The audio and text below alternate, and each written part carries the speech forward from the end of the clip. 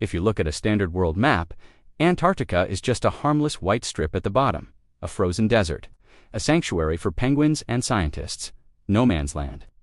But if you zoom in and look at what is happening right now, you will see something very different. You will see military bases disguised as research stations. You will see Chinese and Russian icebreakers mapping the sea floor. And you will see 7 countries claiming pieces of this ice as if it were their own backyard. Why? Because beneath miles of ice, there is something worth more than gold, more than lithium. And there is a date that keeps generals in Washington, Moscow, and Beijing awake at night, 2048. This is the year when the only thing protecting the most untouched continent on Earth could fall apart. Let's start with the map that the UN doesn't like to show. Officially, Antarctica belongs to no one. It is the only continent with no government, no army, and no borders. But unofficially, it is a giant pizza that has already been sliced up. 7 countries claim sovereignty over specific slices of Antarctica: the United Kingdom, France, Norway, Australia, New Zealand, Chile, and Argentina. Australia claims the largest part, almost 42% of the continent. Norway claims a huge slice called Queen Maud Land, and here is where it gets dangerous. The claims of the UK, Chile, and Argentina overlap. They literally claim the same piece of land. For decades, these claims were frozen. In 1959, at the height of the Cold War, 12 countries signed the Antarctic Treaty. It was a brilliant diplomatic agreement. They agreed to disagree. No one renounced their claims, but no one could exercise them. The continent would be dedicated exclusively to peace and science. No military bases, no nuclear tests. And crucially, but there was a flaw in the design. The treaty didn't predict 21st century technology. And it didn't predict the modern world's insatiable hunger for resources. Here is the uncomfortable truth. No one spends billions of dollars building bases in temperatures of -50 degrees just to study penguin mating habits. Science in Antarctica is real, yes, but it is also the perfect camouflage for geopolitics. International law says that to claim a territory, you need to occupy it. You need presence. And in Antarctica, a research station is a flag. That is why the location of these bases is not random. They are not where the ice is most interesting. They are positioned strategically. Russia has bases scattered all over the continent, ignoring the slices claimed by others. The United States maintains the Amundsen-Scott Station right at the geographic South Pole, a position that tells the world we are at the center of everything and we are not leaving. And then there is China. China arrived late to the Antarctica party. When it signed the treaty in 1983, the best coastal locations were already taken. So what did Beijing do? They looked at the map and chose the hardest, highest, and most hostile place of all, Dome Argus, the highest point on the Antarctic plateau. They built Kunlun Station there. Strategically, it is the supreme position. Whoever controls the high ground controls satellite surveillance and radio signals for the entire southern hemisphere. But it's not just about surveillance, it's about what lies beneath. Geologists estimate that Antarctica holds 500 billion tons of oil, vast deposits of natural gas, coal, iron, copper, and yes, critical minerals and rare earths. Today, extracting this is economically unviable and illegal. The Madrid Protocol, signed in 1991, bans all mining.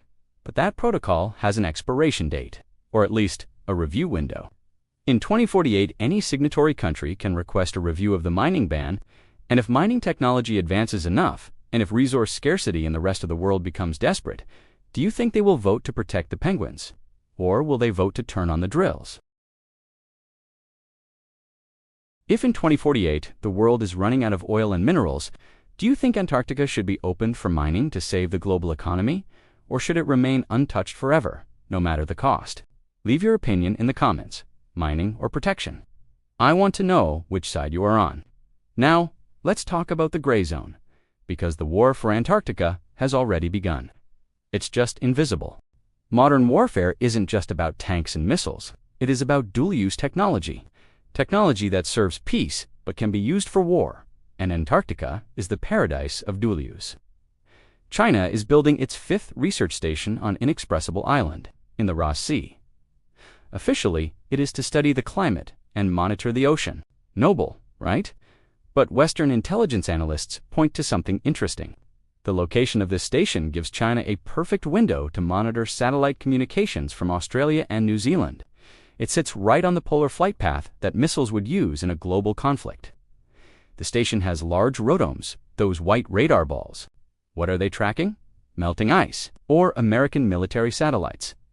The Antarctic Treaty prohibits military bases, but it does not prohibit the military from operating scientific bases. And guess who runs the Antarctic logistics for most countries? The armed forces. The navies of Chile and Argentina patrolled the Antarctic Peninsula. The U.S. Air Force provides logistical support. China's People's Liberation Army provides personnel. The line between civil and military is as thin as ice in summer. And then we have Russia. Russia has never accepted the territorial claims of others. For Moscow, Antarctica was discovered by Russian explorers, and they reserve the right to claim everything if they want to. In recent years, Russian research vessels from Rosgeo have been conducting massive seismic surveys in the Southern Ocean. Seismic surveying is what you do when you are looking for oil and gas. Russia says it is just pure science. They are just seeing what is down there, for curiosity. But in 2020, reports leaked suggesting they had mapped reserves of 500 billion barrels of oil and gas in the region. To put that in perspective, that is more than the reserves of Venezuela or Saudi Arabia. If the world gets desperate for energy in the coming decades, those Russian seismic maps will be worth trillions of dollars. They already know where to drill. They are just waiting for the green light or the collapse of the treaty. But it's not just the superpowers. Remember the 7 original claims. They are nervous. Australia, which claims almost half the continent, is terrified. They see China building bases inside Australian territory and can do nothing about it, because under the treaty, the territory isn't really theirs. Argentina and Chile view Antarctica as a natural extension of their countries. They take families there. Argentina has a school in Antarctica. Chile has a bank and a post office. In 1977, Argentina even sent a pregnant woman to Esperanza Base just so a baby would be born there. Emilio Palma was the first human born in Antarctica. Why do that? To create facts on the ground. If one day the treaty ends and sovereignty is decided, Argentina can say, "We have citizens born here, this is ours." It is a slow-motion colonization strategy. And that brings us to a new problem: tourism. Antarctica is no longer just for bearded scientists. Thousands of wealthy tourists visit every year. This creates environmental pressure, of course, but it also creates incidents. If a Chinese cruise ship sinks in waters claimed by Australia, who does the rescue? Who investigates? Who pays? Small incidents can turn into diplomatic crises. And in the gray zone of Antarctic law, a crisis is all a country needs to justify sending more security, more ships, more presence. And we cannot forget the living resource: krill. These small crustaceans are the base of the Antarctic food chain, but they are also used in omega-3 supplements and aquaculture feed. China and Russia are fishing krill at industrial levels. They are vacuuming the ocean. Western countries have tried to create new marine protected areas to save the ecosystem. But to create a protected area, you need unanimous consensus from all treaty members. Do you know who vetoed protection every single time? China and Russia. They don't want to protect. They want to fish. And they view Western attempts at environmental protection as a disguised way to restrict their access. It is the same old geopolitical story. The global North got rich exploiting resources, and now tells the global South and China that they cannot do the same because they need to protect the planet. China does not buy that narrative. So, we have secretly mapped mineral resources. We have dual-use bases spying on the world. We have aggressive industrial fishing. And we have an aging treaty that could be torn up in 2048. The stage is set. But how does this end? There are 3 possible futures for Antarctica, and 2 of them are not pretty. Let's fast forward the clock. We are approaching 2048. The world is hotter, thirstier for resources, and more unstable. What happens to the white continent? Here are the 3 scenarios that geopolitical analysts consider. Scenario 1, the world park. In this scenario, the fear of environmental collapse speaks louder than greed. The melting of Antarctic glaciers threatens to flood cities like New York, Shanghai, and London. Faced with this existential threat, the superpowers agree to renew the Antarctic Treaty indefinitely. The mining ban is maintained. Climate science becomes the only valuable currency. Antarctica remains the last innocent place on Earth. It is the scenario everyone says they want. But given human history, it is perhaps the least likely. Scenario 2. Controlled partition. This is the pragmatic and cynical scenario. In 2048, the treaty is renegotiated, not renewed. The mining ban is lifted, but with strict rules. The slices of the pie are redefined.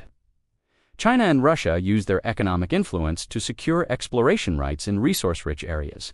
Australia and the West accept, in exchange for security guarantees and a cut of the profits. Antarctica becomes an industrial economic zone.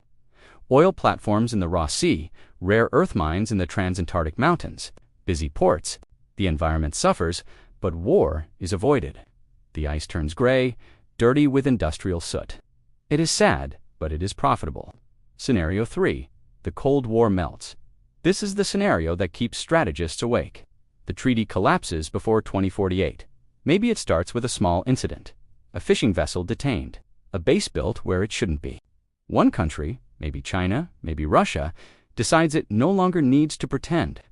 They announce they will start extracting resources unilaterally for national security. The United States and its allies respond by sending warships to ensure freedom of navigation. The overlapping claims between Chile, Argentina, and the UK reignite. Australia militarizes its southern coast.